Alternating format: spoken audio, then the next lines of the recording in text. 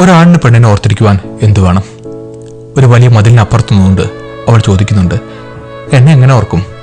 അങ്ങനെ കണ്ടിട്ടില്ല, അങ്ങനെ തൊട്ടിട്ടില്ല. വർഷം 940. എന്നെ ഓർക്കുമോ? ഓർക്കും. എങ്ങനെ? എന്റെ ദൈവമേ, അങ്ങനെ എങ്ങനെ ഓർക്കും?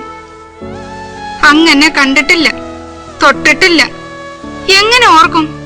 വർഷങ്ങൾക്കിപ്പുറവും ഒരാണിനെ, ഒരു പെണ്ണിനെ ഓർത്തിരിക്കുവാൻ അവൾ തൊടണം എന്നുണ്ടോ? രണ്ടുപേർക്കിടയിൽ പ്രണയത്തിന്റെ സൗന്ദര്യം എന്ന് പറയുന്നത് അവർ കാണാതിരിക്കുമ്പോഴാണ്, അതിൽ വേദനിക്കുമ്പോഴാണ്. അങ്ങനെയെങ്കിൽ ഒരിക്കൽ പോലും കാണാത്ത, വെറും ശബ്ദം കൊണ്ട് മാത്രം പ്രണയിച്ച രണ്ടുപേരുടെ കാര്യം ഇങ്ങനെയായിരിക്കും.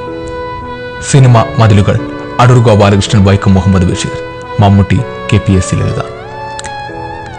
ബഷീർ ജയിലിന് പുറത്തു വന്നതിന് ശേഷം എന്ത് സംഭവിച്ചു എന്ന് എനിക്കറിയില്ല. കൊലക്കുറ്റത്തിന് 14 വർഷം ശിക്ഷിക്കപ്പെട്ട 22 വയസ്സുള്ള നാരായണിക്ക് പിന്നീട് എന്ത് സംഭവിച്ചു എന്ന് എനിക്കറിയില്ല. പക്ഷെ ഞാനായിരിക്കും ആദ്യം മരിക്കുക എന്ന് പറഞ്ഞ അവൾ, ശകലം നീണ്ടു വെളുത്ത മുഖമുള്ള, മുടി ക്രോപ്പ് ചെയ്തിട്ടുള്ള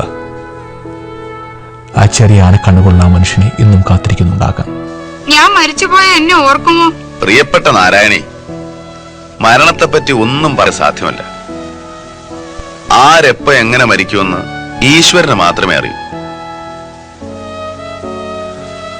ഞാനായിരിക്കും ആദ്യം മരിക്കുന്നത്.